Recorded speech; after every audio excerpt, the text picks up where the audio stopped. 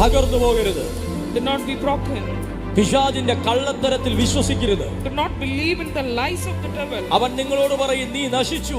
He will tell you that you are perished. നീ തകർന്നു. You are broken. നീ മുടിഞ്ഞു. You are destroyed. നിന്നെ ദൈവം കൈവിട്ടു.